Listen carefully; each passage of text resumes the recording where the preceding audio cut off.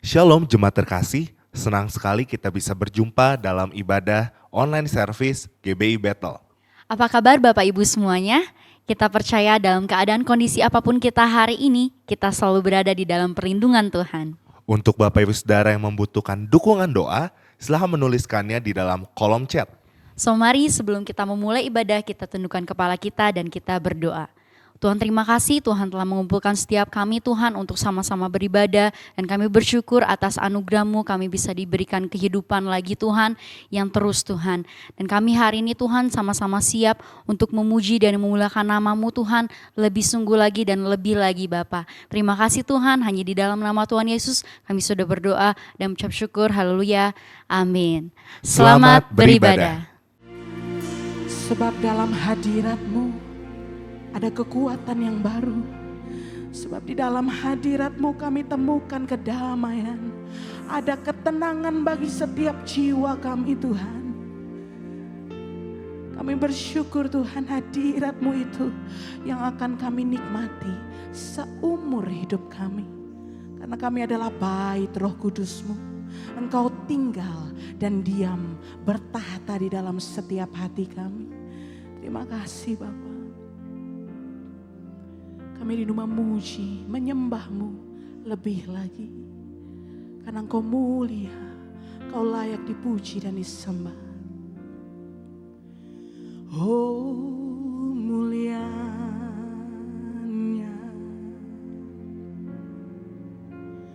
hadirat-Mu,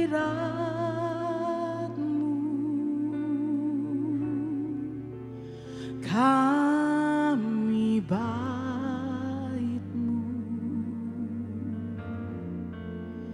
memuja-Mu,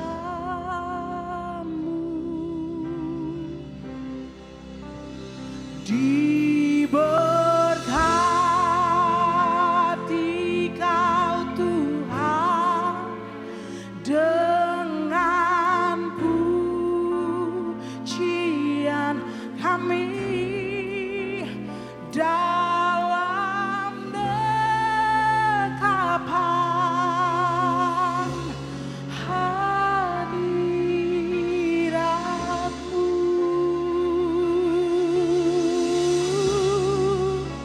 Memenuhi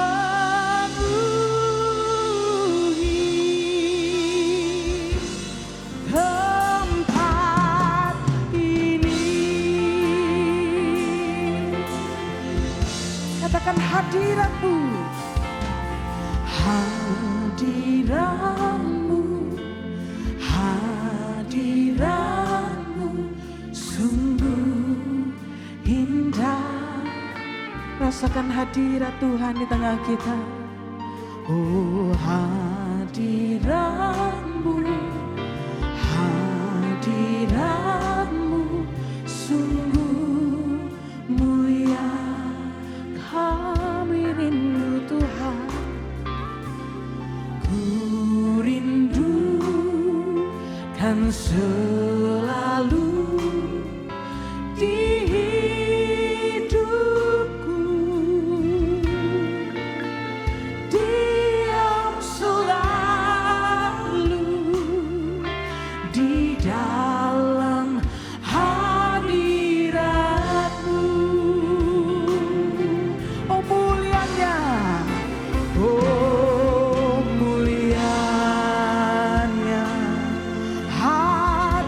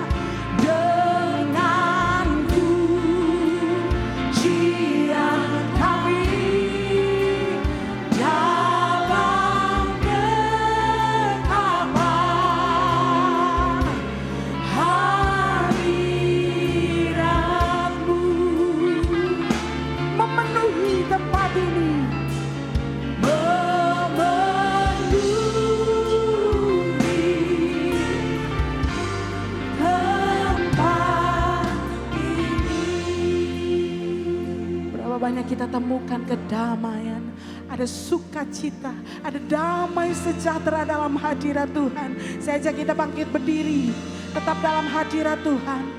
Mari bukalah kedua tangan kita. Oh, mulianya hadirat-Mu Tuhan. Hadirat kami bait-Mu, kami bait memuja-Mu Tuhan, memuja-Mu. Mari umat Tuhan, hamba-hamba Tuhan, angkat tangan kita. Diberkati Kau Tuhan dengan pujian kami dalam genggaman hadirat-Mu.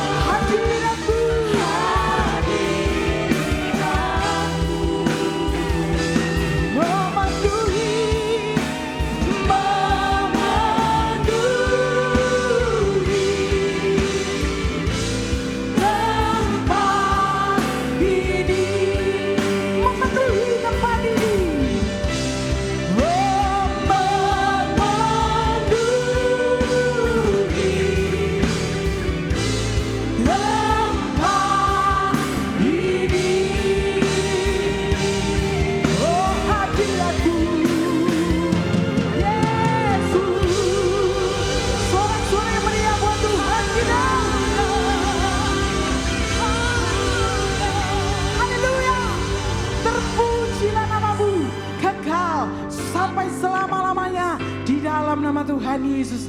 Yang siap bersukacita bersama dengan saya berkata, amin. Tepuk tangan sorak-sorai bagi Tuhan kita. Haleluya. Kita percaya Yesus hadir di tengah kita, amin. Yang bersukacita boleh tepuk tangan sama-sama Bapak Ibu Saudaraku. Segala pujian, segala kemuliaan hanya layak bagi Engkau. Mari tepuk tangan sama-sama.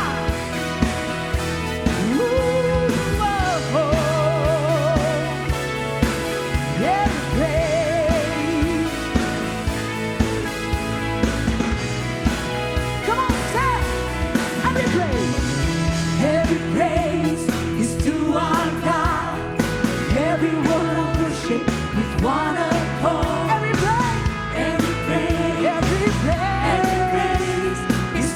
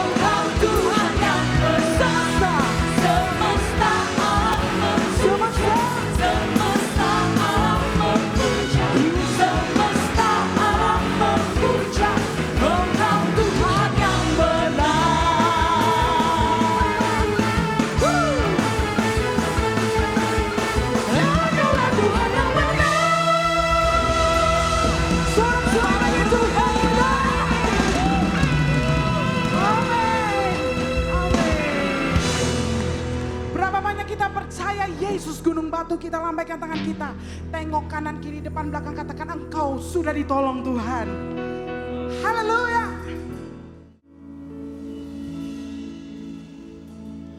Yesus, kau sungguh baik. Yesus, namamu indah. Yesus, ku cinta kau selalu. Ku tinggikan, ku agungkan selamanya. Yesus, Yesus, kau sungguh baik. Yesus, namamu indah. Yesus, ku cinta kau selalu. Ku tinggikan, ku agungkan selamanya. Ku mau memuji, ku selalu pujimu. Ku mau menyembahmu, ku selalu sembahmu. Kau yang layak terima sebuah pujian, kemuliaan hanya bagi Tuhan. Mari sama-sama pujikan segenap hati. Yesus, kau sungguh baik. Yesus, namamu indah. Yesus, ku cinta kau selalu. Ku tinggikan, ku agungkan selamanya. Yesus, Yesus, kau sungguh baik. Sebut namanya. Yesus, namamu indah. Yesus, ku cinta kau selalu. Ku tinggikan, ku agungkan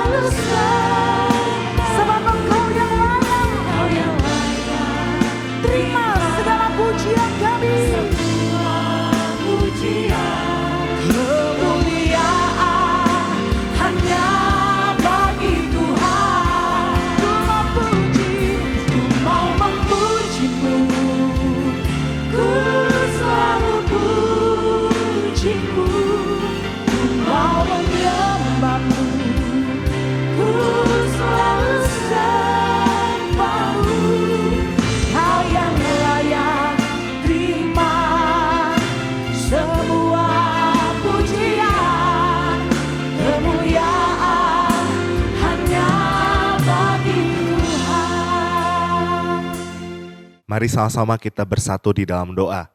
Kami mengucap syukur buat kebaikan-Mu Tuhan, kami mau mendengarkan isi hati-Mu, kami percaya firman-Mu menguatkan setiap kami. Di dalam nama Tuhan Yesus kami telah berdoa dan mengucap syukur. Haleluya, amin.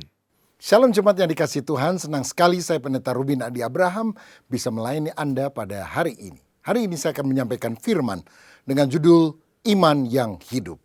Kita akan baca Ibrani 11 ayat 23-29. Karena iman maka Musa setelah ia lahir disembunyikan selama 3 bulan oleh orang tuanya karena mereka melihat bahwa anak itu elok rupanya dan mereka tidak takut akan perintah raja. Karena iman maka Musa setelah dewasa menolak disebut anak putri Firaun karena ia lebih suka menderita sengsara dengan umat Allah daripada untuk sementara menikmati kesenangan dari dosa. Ia menganggap penghinaan karena Kristus sebagai kekayaan yang lebih besar daripada semua harta Mesir sebab pandangannya ia arahkan kepada upah. Karena iman maka ia telah meninggalkan Mesir dengan tidak takut akan murka raja. Ia bertahan sama seperti ia melihat apa yang tidak kelihatan. Karena iman maka ia mengadakan Paskah dan pemercikan darah supaya pembinasa anak-anak sulung jangan menyentuh mereka. Karena iman maka mereka telah melintasi Laut Merah sama seperti melintasi tanah kering. Sedangkan orang-orang Mesir tenggelam ketika mereka mencobanya juga. Amin. Saudara sekalian, Musa adalah tokoh utama yang dihormati oleh orang Yahudi. Dia adalah pemimpin yang melepaskan Israel dari tanah perbudakan Mesir dan membawanya menuju tanah perjanjian Kanaan. Musa adalah orang yang pernah berjumpa dengan Tuhan, berbicara muka dengan muka di Sinai dan menerima 10 hukum Allah dan petunjuk Tuhan yang lain. Kehidupan Musa adalah kehidupan yang ditandai dengan iman. Karenanya di dalam Ibrani 11 dia juga masuk di dalam tokoh iman yang dicatat dalam Alkitab. Nah, di dalam perikop yang kita baca ini ada 5 hal yang kita bisa lihat tentang iman yang hidup, yang tentu kita juga harus miliki dalam kehidupan.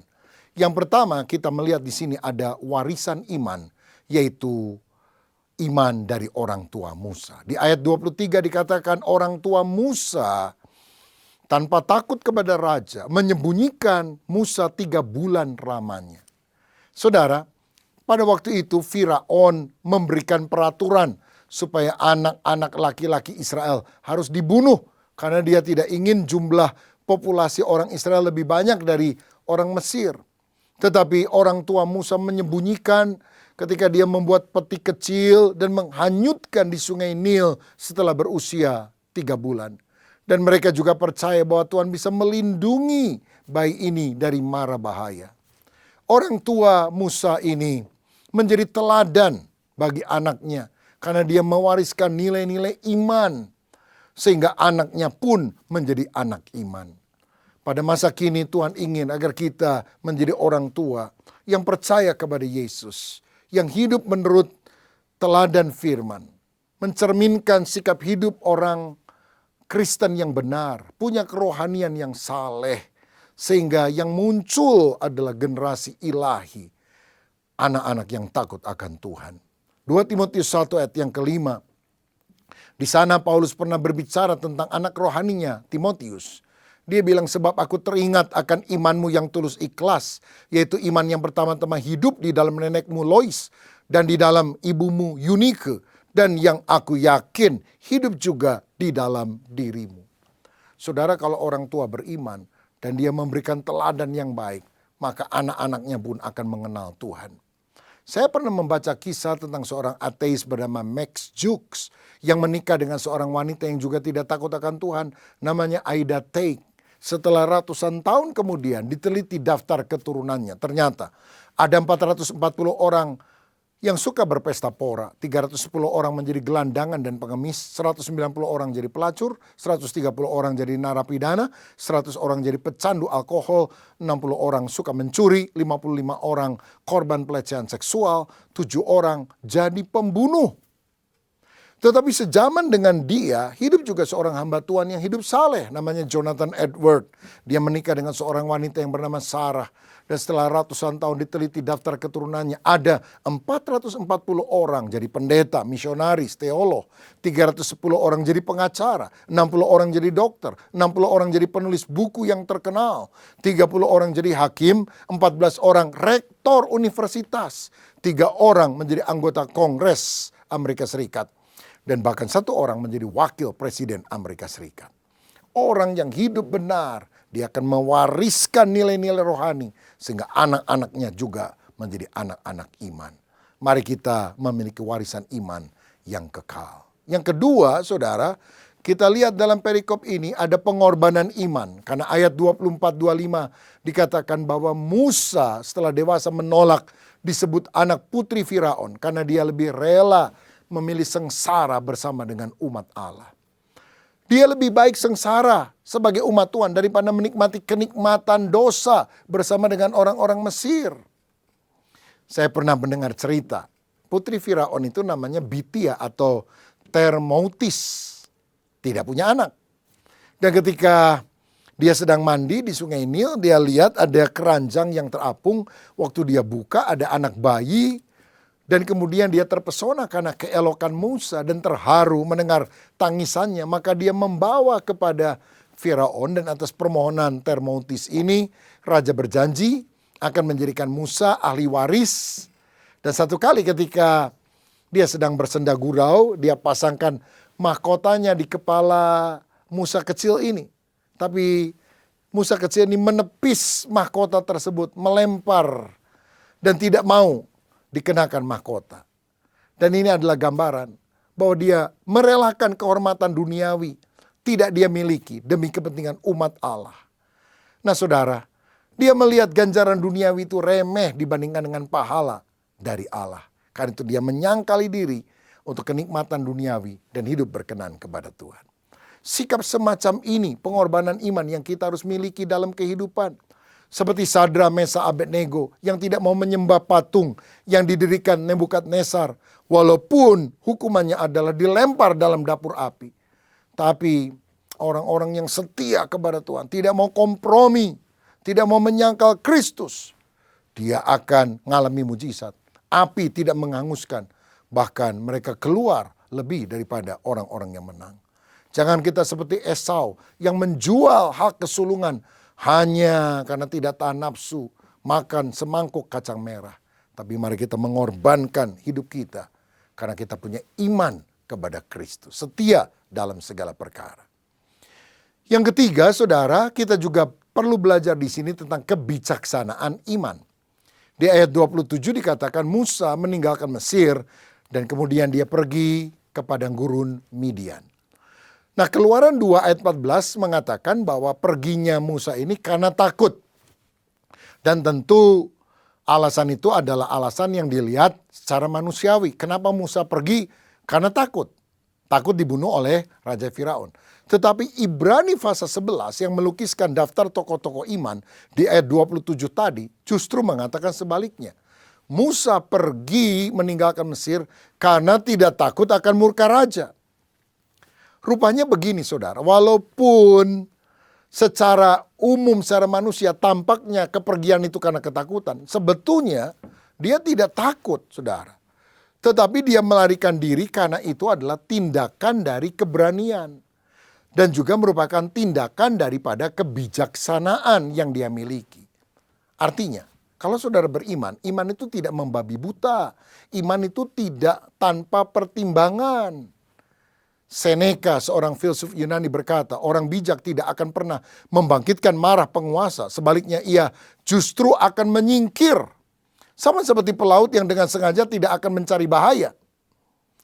Apakah ada pelaut yang ketika badai tofan datang, oh dengan iman saya akan memajukan perahu saya. Ya tenggelam saudara. Orang yang beriman itu juga menggunakan akal budinya. Musa sudah siap untuk berjuang. Dia rela mati bahkan bagi bangsa Israel. Tapi apakah Israel sudah siap? Dan dia lihat belum siap. Karena justru Israel ada yang bilang, Musa, kamu itu siapa? Kamu mau bela bangsa kita? Karena Israel belum siap, dia lari ke padang gurun Midian, menantikan waktu Tuhan menyiapkan bangsa Israel. Dan 40 tahun kemudian, ketika Israel siap, Musa juga lebih siap. Dia turun kembali untuk menolong orang-orang Israel. Dan Musa membawa orang Israel keluar dari Mesir. Saya percaya orang yang beriman adalah orang yang bisa menguasai emosi yang meletup-letup untuk sesuatu yang berguna bagi masa yang akan datang. Jangan gampang jadi orang yang emosional sesaat, ngambek, marah, dan ternyata akan merugikan. Jadilah orang yang bijaksana. Karena orang yang beriman tidak membabi buta. Orang yang beriman menggunakan logikanya, akal budinya yang juga dituntun oleh Roh Kudus supaya membuat keputusan yang tepat. Yang keempat, saudara sekalian, Musa yang punya iman yang hidup itu juga adalah orang yang punya keyakinan iman. Di ayat 28 dikatakan dia dan bangsa Israel merayakan Paskah dan memercikan darah di ambang pintu rumah. Orang yang tidak ada tanda darah di ambang pintu rumahnya, anak sulungnya mati. Tapi orang-orang Israel anak sulungnya hidup semuanya. Karena Tuhan memproteksi dengan lambang darah tersebut. Inilah keyakinan iman. Dan itu sebabnya kemudian mereka merayakan Paskah. Saudara, dalam Keluaran 12 ayat 14 dikatakan, hari ini akan menjadi hari peringatan bagimu. Kamu harus merayakan sebagai hari raya bagi Tuhan, turun-temurun. Kamu harus merayakannya sebagai ketetapan untuk selamanya. Jadi mereka merayakan Paskah karena Tuhan telah menolong mereka. Passover dilewati oleh malaikat maut karena lambang darah yang ada. Ini menggambarkan Kristus yang mati buat kita. Darahnya telah tercurah supaya kita yang percaya kepada dia tidak akan binasa oleh malaikat maut. Karena Tuhan akan melindungi kita dan memberikan keselamatan. Saudara, ada domba yang disembelih. Ada roti tidak beragi yang dimakan. Artinya Tuhan melepaskan kita dari segala dosa karena pengorbanan darahnya. Saudara-saudara, Musa melakukan itu. Dan mau melakukan itu terus dari waktu ke waktu. Karena dia yakin, tidak ragu akan keberhasilan usahanya untuk melepaskan umat Tuhan. Dan membawa mereka di tanah perjanjian. Musa yakin bila Allah memerintahkan, dia juga akan memberikan kekuatan untuk melaksanakannya. Dia juga yakin bahwa pasti penyertaan dan kemenangan Tuhan ada padanya. Saudara, di sini kita perlu mendapatkan keyakinan iman. Kalau Tuhan suruh, taat saja. Saya pernah mendengar kisah ada seorang misionaris yang waktu lalu tinggal di Jawa Timur. Satu kali waktu dia berdoa, dia seperti mendapatkan impresi. Hari ini jumpai seseorang di Jakarta namanya ini, dia sedang menghadapi masalah. Kamu harus memberikan kekuatan. Lalu dia bilang, Tuhan saya mau, tapi saya nggak punya uang untuk beli tiket hari ini terbang dari Surabaya ke Jakarta. Tapi Tuhan kelihatannya nggak jawab apa-apa. Maka hamba Tuhan ini pergi ke airport Juanda, saudara-saudara di Surabaya, lalu ikut ngantri beli tiket yang langsung dijual, begitu ya. Kalau misalnya penumpangnya tidak terlalu banyak, biasanya ada tiket go show yang bisa dia beli. Jadi mulai ngantri, saudara, sambil berdebar karena dia nggak punya uang. Tiba-tiba setelah dia dekat sekali dengan tiket itu, dengan counternya, tinggal satu orang lagi, dia bilang, Tuhan gimana? Uangnya dari mana? Tiba-tiba saudara sekalian, tiketnya itu tertutup, di lock, dan dia bilang, maaf Pak, tiketnya sudah habis, nanti aja penerbangan yang berikutnya. Orang yang di depannya itu marah, oh saya mesti berangkat sekarang, saya perlu buru-buru, ini pasti permainan ini, pasti masih ada sisa tiketnya, tapi kamu nggak mau jual, marah-marah dia. Orang di loket bilang, enggak Pak, memang sudah habis. Oh saking jengkelnya ini orang, saudara, ambil itu duitnya, dia berbalik ke belakang. Percuma mau berangkat, nggak bisa. Dia kasih itu uangnya kepada orang di belakangnya. Misionaris ini, saudara. Ini misionaris bingung. Tiba-tiba dapat uang dari orang yang tidak kenal. Akhirnya dia duduk termangu-mangu dan melihat ada penerbangan jam-jam berikutnya ke Jakarta. Dan dengan uang itu dia bisa berangkat. Dan apa yang Tuhan perintahkan dia bisa laksanakan. Saya percaya pengalaman tiap orang berbeda. Tapi miliki keyakinan iman. Kalau Tuhan perintahkan, pasti ada jalan yang Tuhan akan berikan kepada saudara. Dan yang kelima, iman yang hidup itu mencakup keteguhan iman. Karena iman Musa dan juga orang Israel menurut ayat 29 melintasi Laut Merah yang terbelah menjadi dua dan menjadi tanah kering. Sedangkan ketika Firaun dan orang Mesir lewat, lautnya tertutup kembali dan mereka semua binasa. Ini menunjukkan orang yang sungguh beriman mengusahakan sesuatu yang mustahil karena perintah Allah. Masalah besar tidak menjadi rintangan jika Allah hadir untuk menolong kita. Pasti Tuhan akan mengatasi halangan tersebut. Karenanya orang yang sungguh beriman itu pantang mundur, gigih menghadapi segala perkara. Karena percaya Tuhan akan buka jalan. Saudara ingat Thomas Alva Edison melakukan 1000 kali percobaan untuk melakukan penemuan bola lampu pijar. Gagal terus. Tapi dia ulet tidak mau menyerah dan akhirnya dunia menjadi lebih indah. Karena penemuan bola lampu pijar dan pengembangannya terus sampai sekarang. Itu menjadi berkat bagi orang lain. Miliki keteguhan iman, saudara. Ayat 27 berkata bahwa orang beriman itu melihat yang tidak kelihatan. Apa yang kita lihat yang tidak kelihatan? Tentu pribadi Tuhan, terutama yang tidak kita lihat dengan mata jasmani. Tapi kita percaya Dia melindungi kita. Kita harus mengenal Tuhan secara pribadi. Saya ingat Napoleon Bonaparte dari Perancis. Itu kalau perang itu hampir nggak pernah kalah, saudara. Kenapa?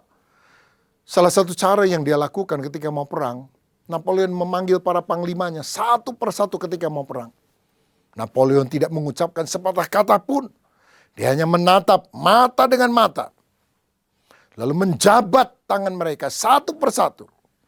Dan ketika panglima itu keluar dari ruangan Napoleon, mereka punya kesiapan hati, kemantapan hati, bahkan rela mati demi seorang jenderal yang mereka cintai, yaitu Napoleon Bonaparte.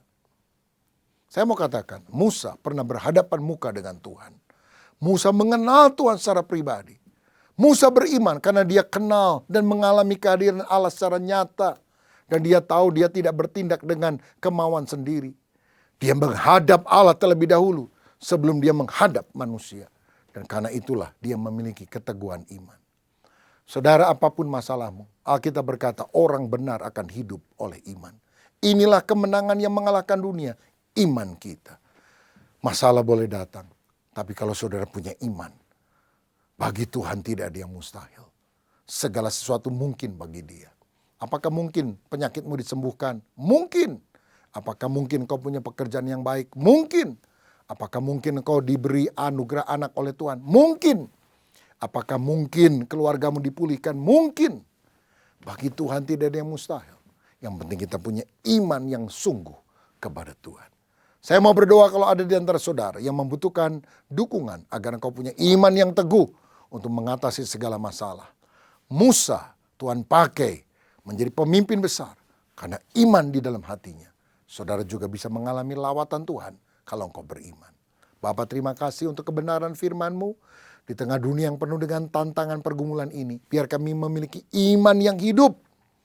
Dan kalau kami percaya Tuhan selalu menolong kami, kami percaya semua perkataan Tuhan akan tergenapi. Tuhan akan memberikan perkara-perkara yang baik bagi kami yang memegang firman-Mu. Kami juga yakin bahwa apa yang Kau ungkapkan dalam firman-Mu itu akan terjadi. Kami akan mengalami pertolongan Tuhan. Sekarang dalam nama Yesus, terima mujizat, terima jawaban doa, terima kekuatan dari Allah. Karena kami yakin iman mengatasi segala perkara. Biar kami hidup di dalam iman, karena iman itu sesuatu yang membawa kemenangan. Berkat atas kami dalam nama Tuhan Yesus. Haleluya. Amin. Tuhan Yesus memberkati kita. Haleluya. Salam jumpa kembali dalam Bethel News. Berikut kami sampaikan informasi untuk Anda semua. Bagi para wanita, mari bergabung dalam ibadah Bethel Women Fellowship yang diadakan pada Kamis 18 Agustus jam 5 sore melalui aplikasi Zoom dengan dress code hijau army. Hadir sebagai pembicara PDM Lenawati Tanujaya. Women's Struggle. Bergabunglah dalam doa Sabtu pagi pada Sabtu 20 Agustus jam 6 pagi bersama PDM Jessica Elizabeth Abraham yang dilakukan secara onsite di GBI Bethel Mekarwangi dan disiarkan online melalui YouTube channel GBI Bethel. Dan doa Sabtu pagi di GBI Bethel Hyper Square jam 6 pagi bersama PDP Rivosa Santosa. Mari ajak saudara, teman, rekan untuk berdoa bersama-sama.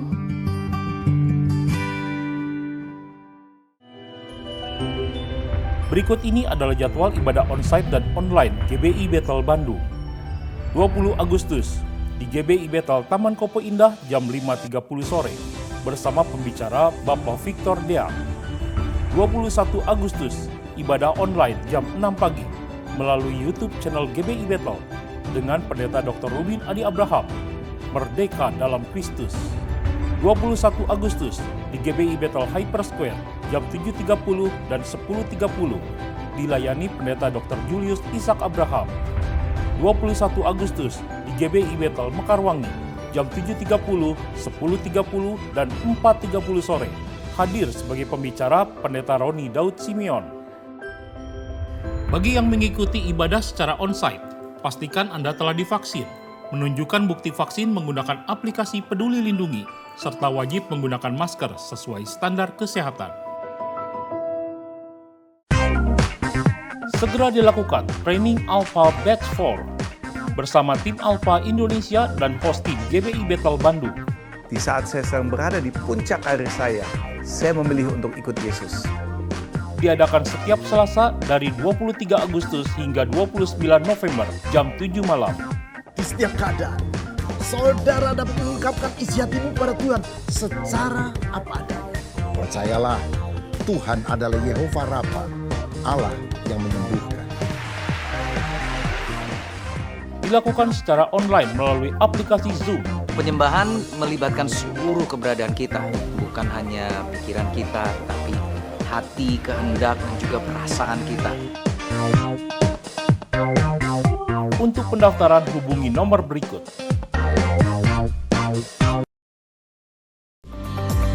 Saya Murid Kristus berakar untuk Teens and Youth. Kembali dibuka dan dilakukan secara online setiap hari Minggu jam 8.30 pagi mulai 28 Agustus hingga 23 Oktober melalui aplikasi Zoom. Gunakan link berikut ini untuk pendaftaran.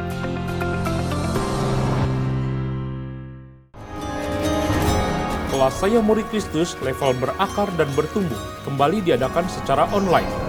Dilayani Pendeta Dr. Rubin Adi Abraham dan tim. Kelas dimulai 28 Agustus hingga 23 Oktober setiap jam 7 malam melalui aplikasi Zoom. Untuk pendaftaran gunakan link berikut ini.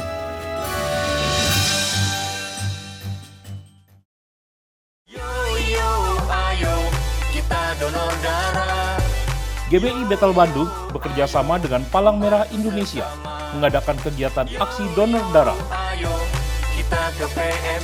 yang diselenggarakan pada Minggu 28 Agustus mulai jam 9.30 pagi hingga jam 1.30 siang bertempat di lobi utama GBI Bethel Mekarwangi. Bagi Anda yang ingin berpartisipasi, daftarkan diri melalui link berikut.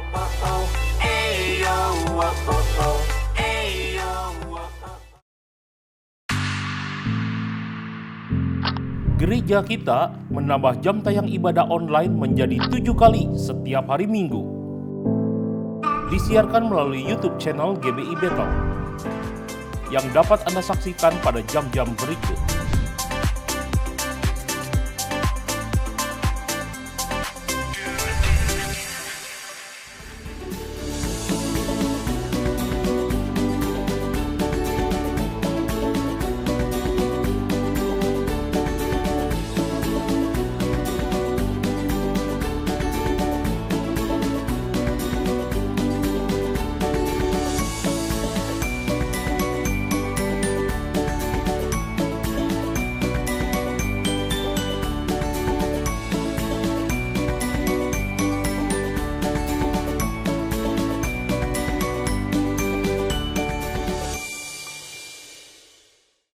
Mari kita akhiri ibadah kita ini di dalam doa. Kita menaikkan syukur kepada Dia atas kebaikannya bagi kita.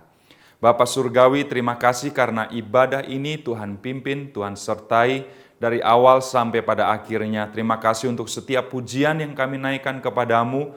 Terima kasih untuk firman-Mu yang sudah Engkau perdengarkan bagi kami. Engkau juga menerima persembahan kami. Biarlah semuanya menjadi sesuatu yang berkenan di hadapan Tuhan. Tuhan, kami mengakhiri ibadah kami ini Tuhan dengan memohon berkat-Mu turun atas setiap kami. Kekasih-kekasih Tuhan, terimalah berkat dari Allah Bapa Surgawi, kasih sayang dan karunia dari Tuhan kita Yesus Kristus, persekutuan dan pengurapan yang baru dari Roh Kudus, berkat Allah Tritunggal yang kami terima hanya di dalam nama Tuhan Yesus Kristus. Semua kita yang percaya dan diberkati, mari katakan, amin. Tuhan memberkati kita sekalian, sampai berjumpa lagi.